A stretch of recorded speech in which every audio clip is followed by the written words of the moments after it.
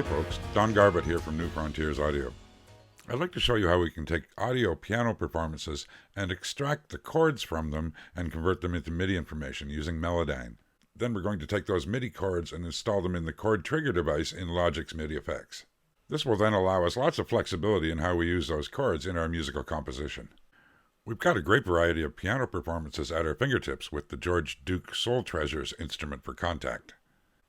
George Duke was a technical pioneer and a giant in the jazz world, working with people like Jean-Luc Ponty, Frank Zappa, Miles Davis, and many others.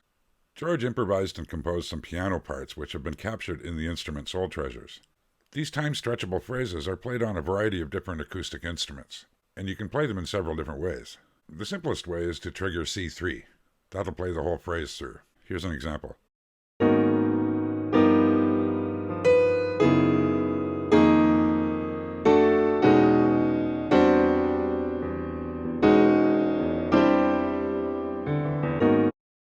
You can also trigger the individual slices by pressing chromatic notes above C3.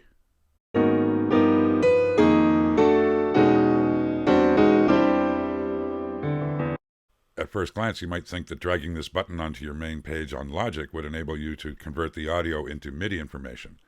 But unfortunately, that just creates the chromatic sequence which triggers the individual loop slices.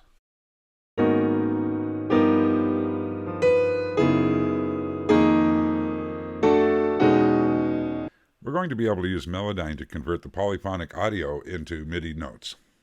So we'll load Melodyne as an audio insert on the George Duke track. Then we activate the transfer button and play the track.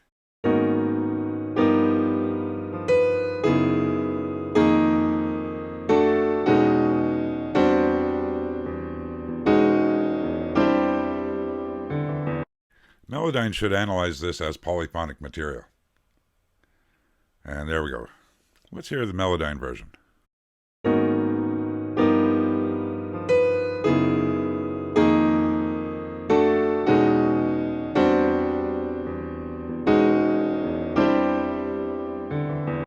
Sounds fine. Now select all from the Edit menu and save these notes as a MIDI file. And I'm going to just drop this MIDI file on this piano track. And we'll give it a listen.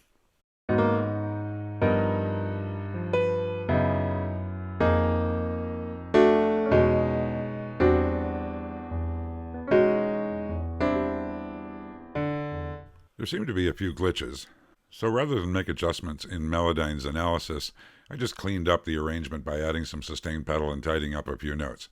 So here's that MIDI playing the Alicia's Keys piano.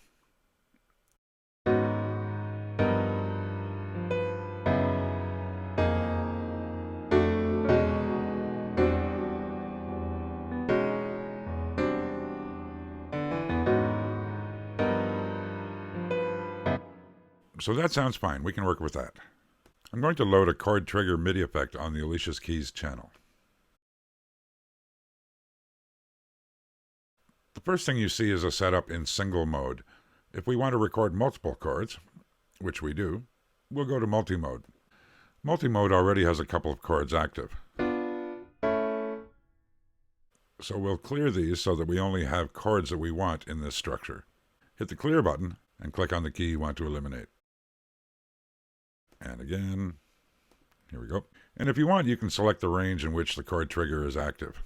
Right, now let's learn the first chord. Press the Learn button and click on the key that you want to put the chord on. Since the song is in A flat minor, let's start with A flat. The red dot indicates that it's ready to learn the chord. Press play on Logic and deactivate the Learn button as soon as the chord has played.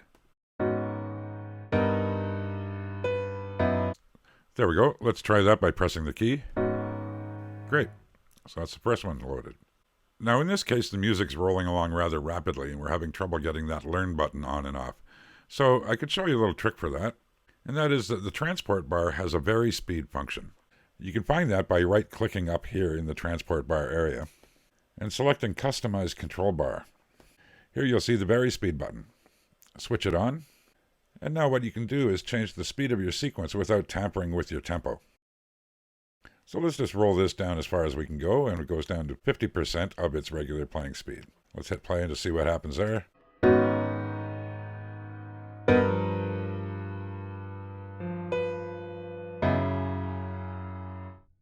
that glitchiness is that these MIDI notes are triggering some of the chords that we've already assigned, so we won't worry about that. Let's go back to programming more chords. Okay, so I'm going to get the song queued up to get chord 3 ready to go. Press Learn, select the next key, hit play on your sequencer just before the chord plays. There we go. So that was easier. And let's do chord 4.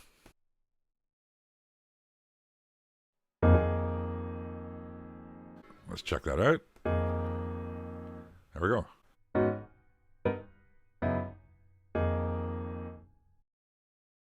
So I went ahead and finished off the other chords.